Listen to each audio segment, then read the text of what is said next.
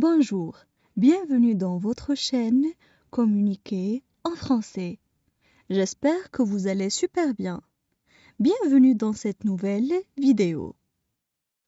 Notre sujet d'aujourd'hui est l'intimidation. N'hésitez pas à vous abonner à notre chaîne et activer le bouton cloche et partager la vidéo avec vos amis. On commence la lecture du texte. L'intimidation. L'intimidation peut prendre des formes diverses et se manifester dans différents contextes. Toute personne peut être touchée par l'intimidation, peu importe son genre ou ses caractéristiques personnelles. Elle peut être l'auteur de gestes d'intimidation, le témoin ou la victime. L'intimidation, c'est lorsqu'une personne essaie d'en dominer une autre de façon répétée par des moqueries, des gestes violents ou du rejet. La personne qui intimide agit généralement de façon délibérée dans le but de nuire ou de faire du mal à l'autre. On ne parle pas ici d'une simple dispute entre amis dans la cour d'école, mais d'une relation de pouvoir qui blesse ou écrase l'autre et qui se répète et dure pendant un certain temps. Souvent, l'intimidation a lieu même en présence de témoins. D'ailleurs, plus il y a de témoins, plus l'intimidateur sent qu'il a du pouvoir. L'intimidation peut être physique ou matérielle.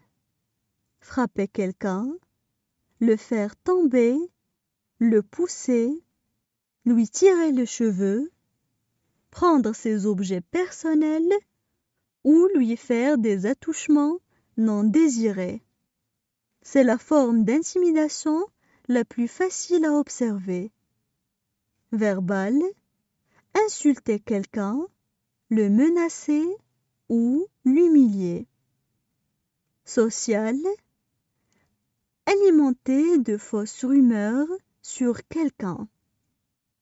Attaquer sa réputation, l'exclure d'un groupe. Au primaire, cela peut souvent se manifester par le fait qu'un enfant demande aux autres de ne plus jouer avec la victime. Par exemple, on passe maintenant à la traduction en arabe. L'intimidation. L'intimidation. L'intimidation peut prendre des formes diverses et se manifester dans différents contextes. L'intimidation peut prendre des formes diverses et se manifester dans différents contextes. Toute personne peut être touchée par l'intimidation. Toute personne peut être touchée par l'intimidation. Peu importe son genre ou ses caractéristiques personnelles. Peu importe son genre ou ses caractéristiques personnelles. Elle peut être l'auteur de gestes d'intimidation, le témoin ou la victime. Elle peut être l'auteur de gestes d'intimidation, le témoin ou la victime. L'intimidation, c'est lorsqu'une personne essaie d'en dominer une autre. L'intimidation, c'est lorsqu'une personne essaie d'en dominer une autre. De façon répétée, par des moqueries, des gestes violents ou du rejet. De façon répétée, par des moqueries, des gestes violents ou du rejet. La personne qui intimide agit généralement de façon délibérée. La personne qui intimide agit généralement de façon délibérée. Dans le but de nuire ou de faire du mal à l'autre. Dans le but de nuire ou de faire du mal à l'autre. On ne parle pas ici d'une simple dispute entre amis dans la cour d'école.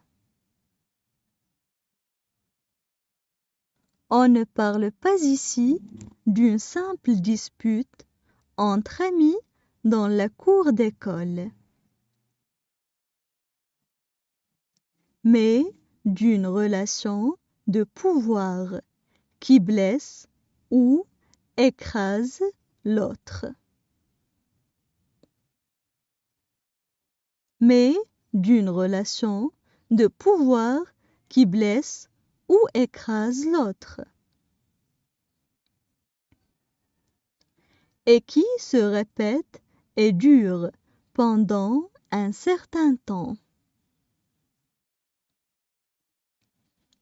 Et qui se répète et dure pendant un certain temps. Souvent, l'intimidation a lieu même en présence de témoins. Souvent, l'intimidation a lieu même en présence de témoins. D'ailleurs, plus il y a de témoins, plus l'intimidateur sent qu'il a du pouvoir. D'ailleurs, plus il y a de témoins, plus l'intimidateur sent qu'il a du pouvoir. L'intimidation peut être L'intimidation peut être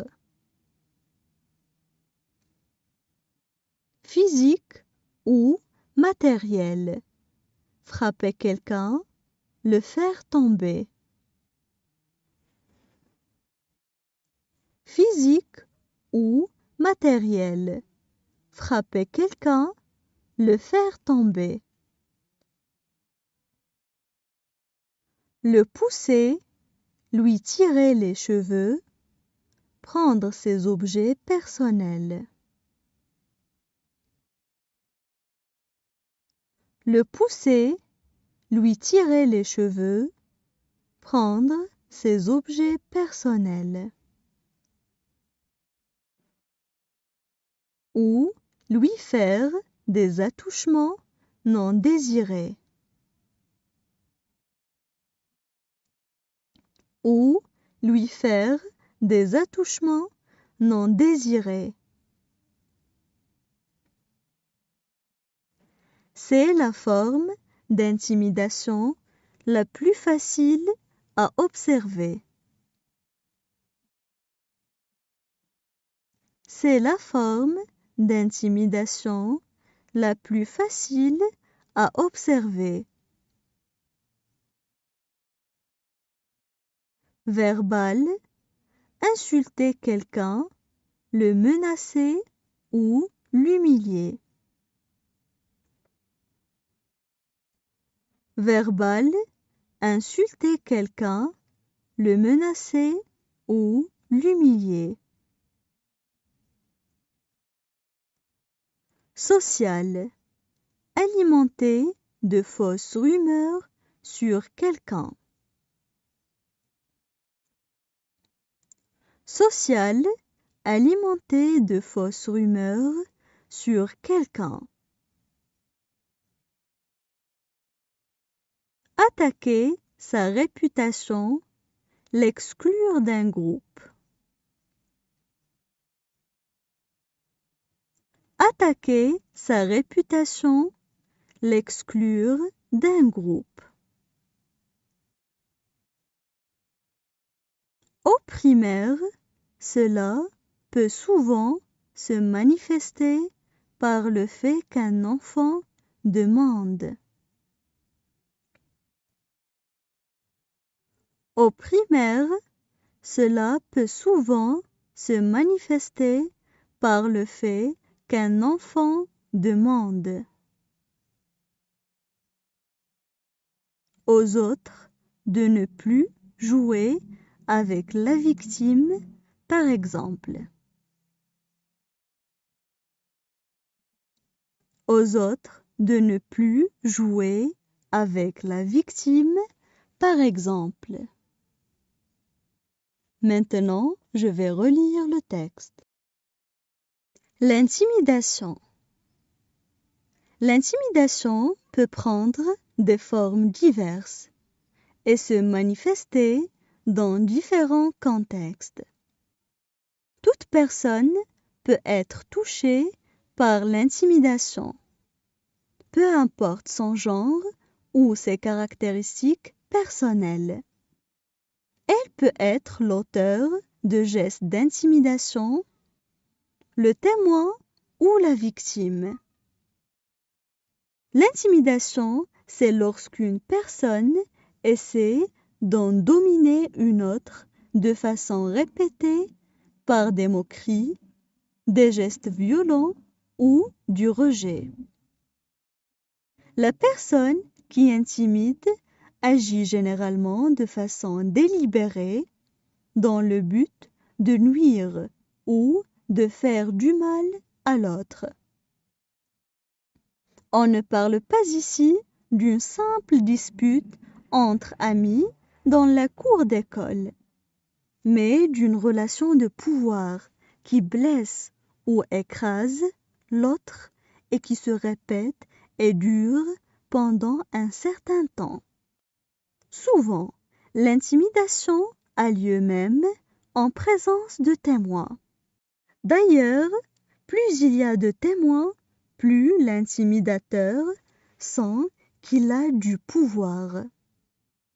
L'intimidation peut être physique ou matérielle. Frapper quelqu'un, le faire tomber, le pousser, lui tirer les cheveux, prendre ses objets personnels ou lui faire des attouchements non désirés. C'est la forme d'intimidation la plus facile à observer. Verbal, insulter quelqu'un, le menacer ou l'humilier.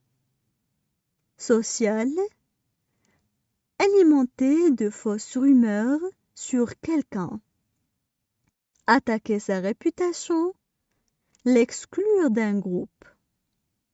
Au primaire, cela peut souvent se manifester par le fait qu'un enfant demande aux autres de ne plus jouer avec la victime, par exemple.